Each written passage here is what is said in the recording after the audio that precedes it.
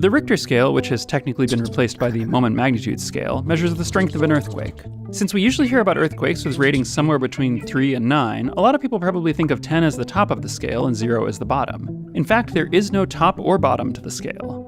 But even if 10 isn't the top of the scale, it might as well be. A magnitude 9 earthquake already measurably alters the rotation of the Earth. The two magnitude 9+ earthquakes this century both altered the length of the day by a tiny but measurable fraction of a second. In order to get to magnitude 10, you'd need a ruptured fault line 3,500 kilometers long, and a magnitude 11 quake would require a fault that went halfway around the world. A magnitude 15 earthquake would be 1,000,000 times more powerful than that, and involve the release of enough energy to evaporate all the water on Earth. Though if that happened, we could rest easy knowing the earthquake couldn't cause any tsunamis.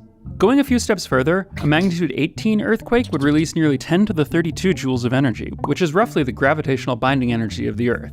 To put it another way, the Death Star caused a magnitude 18 earthquake on Alderaan. You could in theory talk about a more powerful earthquake on Earth, but in practice all it would mean is that the expanding cloud of space debris would be faster and hotter.